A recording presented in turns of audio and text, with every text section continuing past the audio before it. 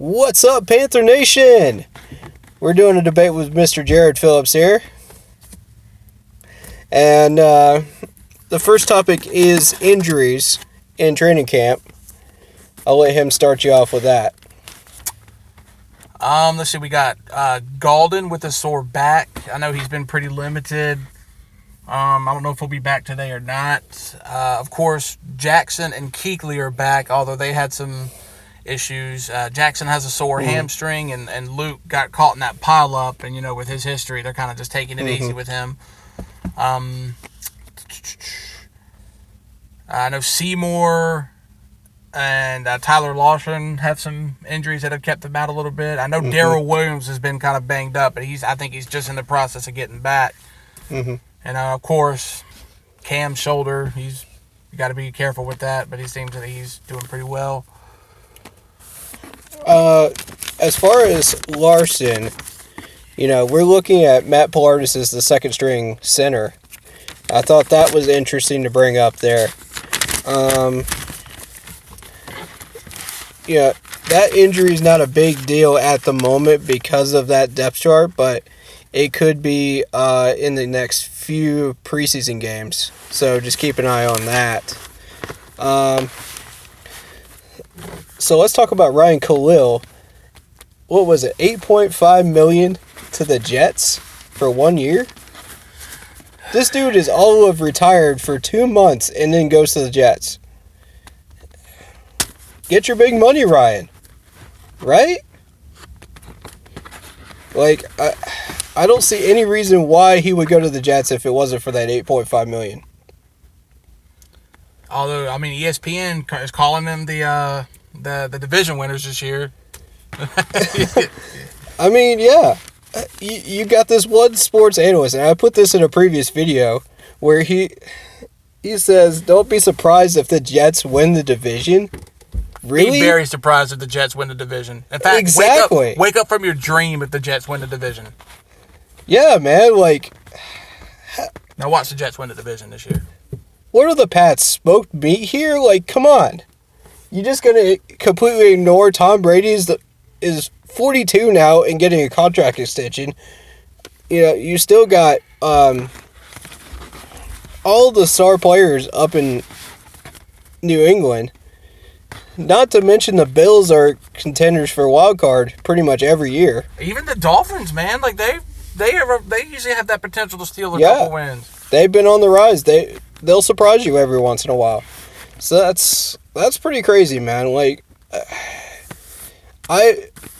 you guys already know, I'm not a fan of the Jets management. They've made some really stupid decisions over the years. The last smart one I think that they made was Brett Favre. And even then, they only got like 8 wins. What was it? 8 wins? They were 10-6 or 9-7.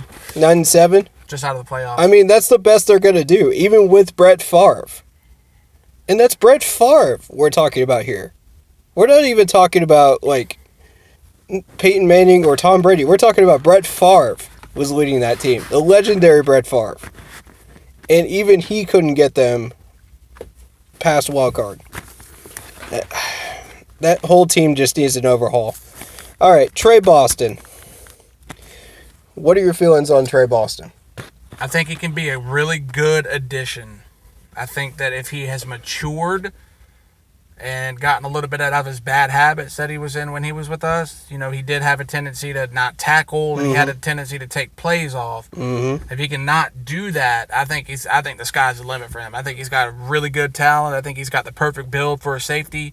And I mean, he could be a real asset to the defense if he can get past that maturity issue that he had back in the day. I agree. We were sitting at about $10 million cap space before we signed him for 1 year. How much was that he got signed for 1 year? It was like 2 point something. I don't remember how much, but yeah, it was a significant cap hit. But still, we have enough for rookie reserve. Or an emergency situation where we have to sign a player off the free agent list. So I like our situation cap-wise. You know, we are sitting a little bit low, but, you know, you got to spend money to make money. DJ Moore or Carter Samuel? who's going to have a breakout year. Here's my thoughts on that. Like, I think that DJ Moore will be more involved with the offense on a more consistent basis. I think that he'll probably have more catches. There will be the play calling will be a little bit more involved around him. But with that being said, I think that Samuel will have more breakout type plays.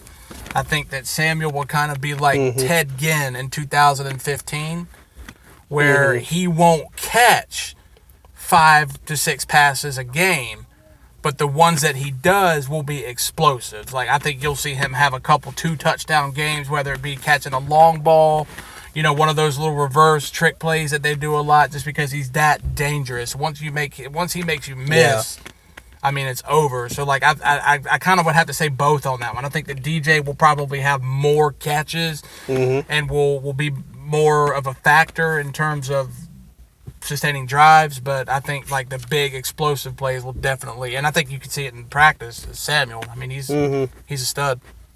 You got DJ Moore sitting in for slot receiving duties and Samuel going for long passes more so. So that's going to play a factor in it. So we're going to be taking a look at both of them. This is a hot topic right now among the comment sections. I've seen it all over the internet. But next topic is Will Grier. Solid or not so far? I'm going to be honest, man. I like what I see. I haven't seen a whole lot. And it's hard to judge in training camp when, even though they are hitting, it's you're not going to know anything until the competition. But, like, he seems to have a really good arm. He seems to be really mature for his age. And I think that he's kind of got style. I think that he can be, I personally think that he can be the second string. Like, yeah, I think so too. He makes quick decisions. He gets the ball out quickly. He tends to prefer those screen plays rather than the deep passes. He'll throw some of the short passes over the middle, and I've seen some incomplete passes over the past week, but overall he looks good. He seems to have that high football IQ too. I think he's my choice for second string. Like, he would be he's got to prove right now. He's got to prove a little bit more, but I think it can happen. I really do. Right. He's definitely on his way. Yeah. It's the second week. You're not really locked into a second string yet. It's going to be an interesting battle between him and Kyle. And from Kyle, what I've scouted so far is he doesn't lead the receivers as well as I would like. And I've posted that in previous videos. He's also missing passes lately that he should get. He's falling behind in the race. I agree. It stinks. He's a good kid. Yeah. Like, I liked him last year. And I'd just like to see a little bit more out of him. So I'm going to be scouting him in particular today too. The D-line, from what I've noticed on draws and ISOs, these running backs will just slice right through them like butter. And that's been the past all of training camp, really. Except for in the 5-yard line and the goal line sets. And you'd like to see them get a little bit more of a push.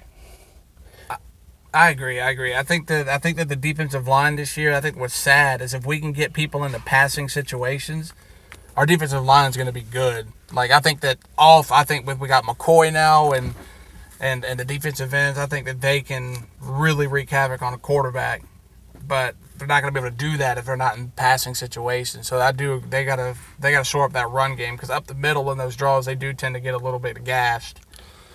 And I mean, you're talking about the second string, third string linemen that are just letting these running backs just go right through. And it's easy scoring plays and stuff like that. You've seen it in videos, guys. Like, it's a little disconcerting, but at the same time, remember, it is practice. So I mean, right. they're not going all at it. Right. And I'd like to see how they handle it against the Bears here coming up. And see how strong that defensive run defense actually is. Second string, third string, on down the list. And we'll see how they improve that. Last one is Cam Newton before we talk about the schedule. Obviously, Cam Newton, a hot topic right now. That shoulder. He's had a great camp. You guys have seen all the articles about his shoulder treatment and how they're taking that and how they're handling that. If he goes down mid-season again, what do you think is going to happen? If he goes down mid-season, man, it's pretty much going to be play for a draft pick, I think, unfortunately. Because, unfortunately, you can say what you want about the defense. You can say what you want about how great McCaffrey is and everything. But, our season is based on the health of Newton. Without a healthy Newton, and you saw it last year. I mean, an unhealthy Newton, you just saw him just decline, and it affected the team. Also, the fact that they kept him in when he was injured, he just kept wanting to play. And that's one of the weaknesses of the coaching, is when they see a weakness, they don't address it immediately. They just say, okay, you feel like you're good to play, then you can play. When realistically, we should be sitting these people. That's exactly why we have second string, third string players that are ready to go. And I just don't see why we're not moving the depth chart. Yeah, and how this preseason goes depends on how the rest of our season goes, if Cam goes down. Point blank. I agree with you, Jared. And finally getting to the schedule here. Like I said in my video earlier, 8-8, Jared seems to have the same opinions here. You just kind of take us down the list and see what you think. Well, the Rams are at home. Mm-hmm. But we have them at home. So I actually think it'll be the home opener. Everybody will be jacked up. I actually think we'll take the Rams, actually, now that I think about it. I think that it'll be the opening game, and we'll come out with something to prove, and I really do think that we can actually take it to them. I don't think that the Rams are going to be quite as good as they have been. I know they got Gurley, and as long as they have Gurley, they're definitely a threat.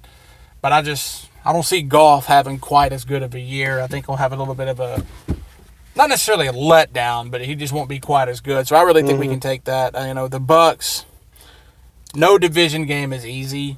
Right. But again, it's home. It's Thursday Night Football. I think we take them. Cardinals, they're a mess still, so I think we take them pretty good. So, I could actually see a 3-0 start. 2-1 at worst if the Rams, if we do have a letdown at the Rams, with the Rams and we lose to them. Mm-hmm.